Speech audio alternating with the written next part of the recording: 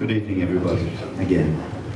So annually since 1983, the Australian Humanists have, whoops, I just lost my notes. Australian Humanists have bestowed the award of Humanist of the Year on a person or persons who have made an outstanding contribution to public life consistent with humanist principles and values. Selection is made by agreement among state humanist societies with final endorsement by the Council of Australian Humanist Societies, Incorporated. Previous winners last year was Jane Caro.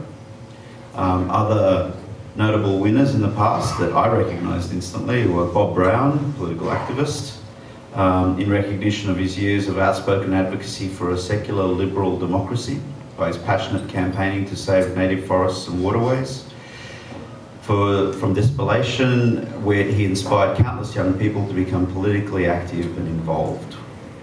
So other winners are Kate Durham, artist, where are we? Tim Flannery, biologist, Peter Singer, philosopher, Alan Tronson, medical scientist, Eric Bogle, the songwriter and singer, Henry Reynolds, historian, Diana Warnock, the politician, Philip Nietzsche, medical practitioner, in recognition of his outstanding contribution to furthering the cause of voluntary euthanasia. Despite opposition and many setbacks, he showed that the Northern Territory's groundbreaking rights of the terminally ill was needed and workable. Eva Cox, Bill Hayden, Robin Williams, the science broadcaster, John Hirschman, Fred Hollows, Gareth Evans, and all the way, including Philip Adams in 1987, and all the way back to the first recipient, Lionel Murphy, jurist. So we are just connecting here to the 2014 Australian Humanist of the Year. 2014? Getting my years confused. And I will be taking the phone call shortly. Unfortunately, our recipient is not able to be with us tonight, as he is in The Hague, dealing with important human rights issues. All right, I'd like to announce the 2014 winner of the Australian Humanist of the Year is Geoffrey Robertson. Geoffrey.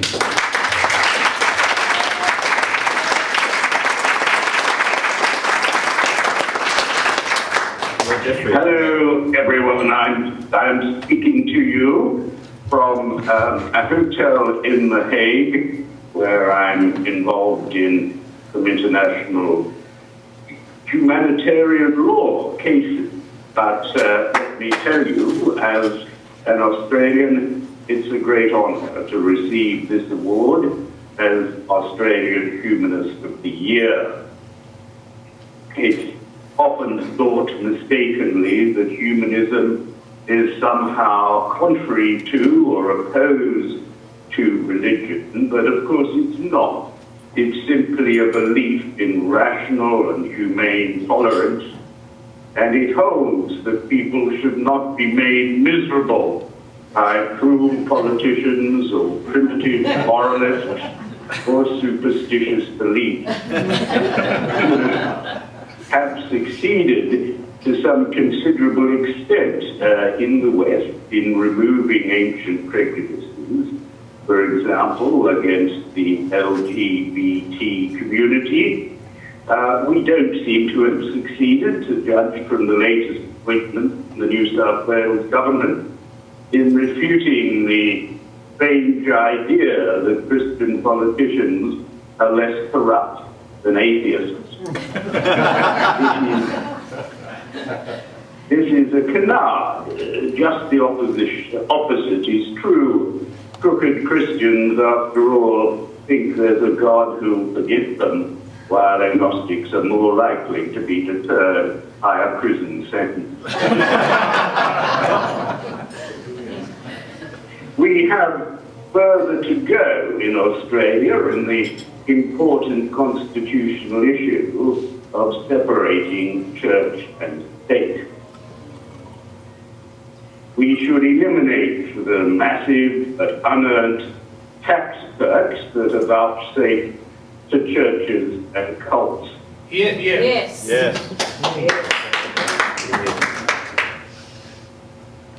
We must stop the nonsense of beginning the parliamentary day with the saying of Anglican prayers.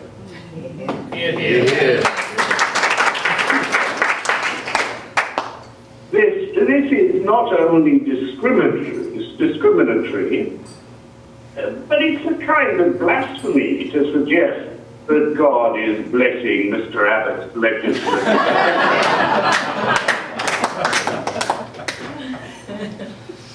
The latest form of barbarism from the dark forces of supernaturally inflamed ignorance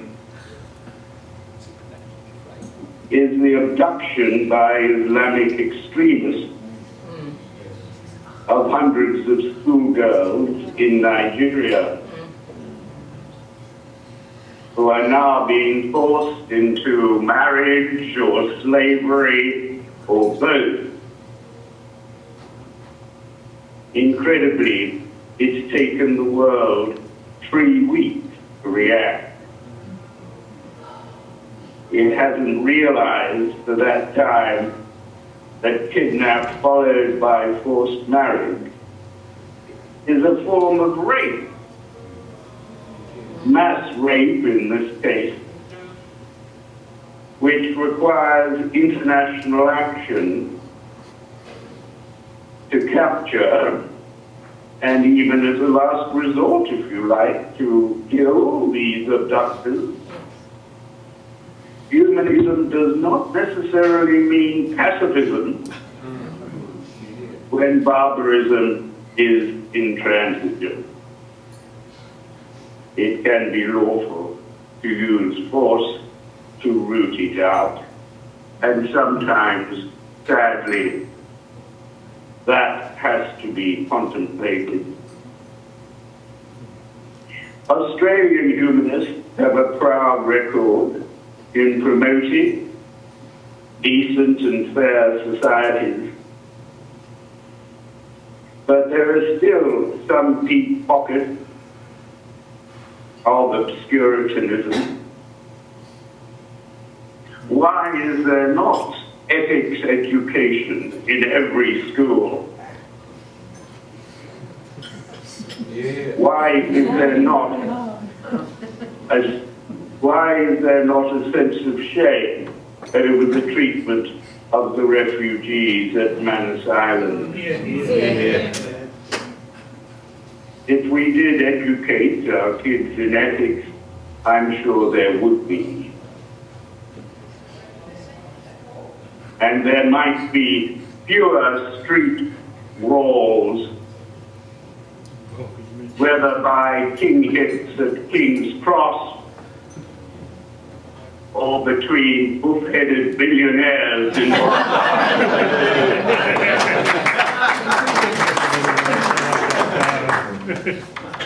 What is the task ahead for humanists? We must challenge the religious and secular tyrannies, whether of dictators, political dictators, military generals, or indeed of religious tyrannies, which deny people the right to choose between their religions or not to be religious at all, to brainwash children, and then, whilst pliant and vulnerable, subject them to abuse and debasement.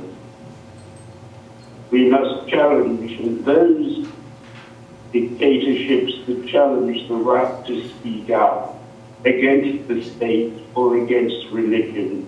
Those dictators which challenge dictatorships that challenge the right to decide who a person can love and who a person can marry.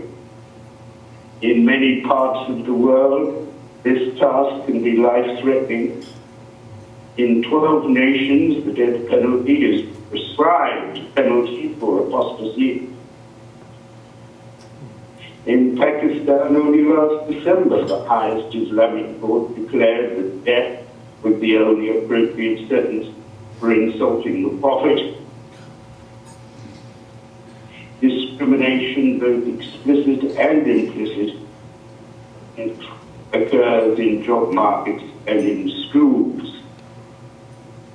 And last year, there were a number of distinguished individuals who were killed in Bangladesh and India for their advocacy of secularism. So the fight, I've been very involved a couple of years ago in the fight against paedophilia in the churches, and particularly in the Catholic Church, and that was one of the things that resulted in the Royal Commission, particularly Justice Cummins' report in Victoria. And while we wait the result of that Royal Commission, we hope that it will require mandatory reporting of child sexual abuse, which is one of the most horrific things that have been done under the mask of spirituality. Here in South Australia, some progress has been made. Mandatory reporting is now a part of the law, although unfortunately the maximum penalty is only £10,000. It seems to me that covering up child sex abuse rings should certainly receive a prison sentence, so there's further to go. And there is also an exception in South Australian law for the confessional. I think this is a bad idea. The exemption for information divulged in the confessional is aberrant. Why should the law endow this religious ritual with the cloak of confidentiality? There can be no confidence in equity. There can be no justification for any exemption from the law for a private ritual whereby the priests confess their guilt to each other and receive absolution from their mates. Brother, can you spare a crime? I suppose the answer often is, sure, brother, just pray that the kid doesn't commit suicide and that his parents don't go to the newspapers. Forgiveness, we must insist, is the prerogative of victims, not of prelates. I'm glad to say that as a result of humanitarian demands and human rights law is changing in Britain. The Court of Appeal recently rejected the Church's argument that has succeeded in Australia that priests are not employed by bishops. It ruled that bishops are vicariously liable to the sexual misbehavior of their priests and are legally bound to compensate victims for the pain and suffering they cause. It was based, this judgment, on the, quote, immense power and trust, unquote, with which priests are endowed in respect to children. Even more significant was the prosecution in Philadelphia of a church official, Lynn, for the crime of aiding and abetting 3 of his priests' rape boys that he placed under their care, knowing that the priest had a paedophile propensity. This was the first case where the criminal law was deployed against those who are most blamed, those in church hierarchies who kept silent to protect the church's reputation and its money. There is a deeper question, and it concerns the legitimacy of allowing any religion to indoctrinate children at a very early age. By priests whom they're encouraged to believe have supernatural powers. The Catholic Church has this problem in particular because it takes children at the age of 7 to communion. Hello. Yes, we're still I'm here. not sure. We're You're still here. still here? My name is Geoffrey, which was an awesome experience in which the priest, as God's agent, performs miracles, and at the same time, the impressionable and anxious child is forced to confess to sin under fear of fire and receives salvation from the God priest. The victim's reverence for the priest is why he unflinchingly obeys sexual requests. And they have such emotional and psychological respect for the molester that they obey him because they're conditioned to obey. This is the real reason why child abuse happens more often in the Catholic Church than in other religions that don't, for example, confirm children until they are teenagers. If the Vatican wants to minimize child abuse, it must raise the age at which it commences formal indoctrination. This is the real challenge to the Vatican that we've been making in the United Nations and in the Committee Against Torture. The real challenge: take your hands off children until they're old enough to speak for themselves and old enough to resist.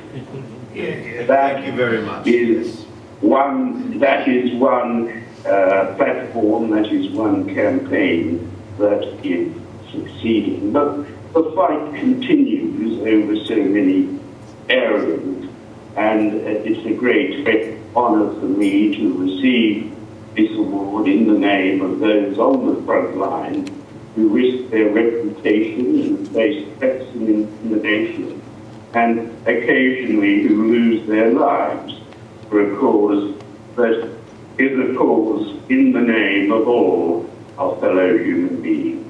Thank you very much.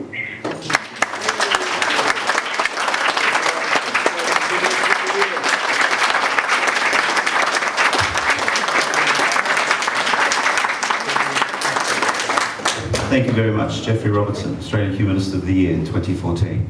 All right, I think I'm done here at the lectern.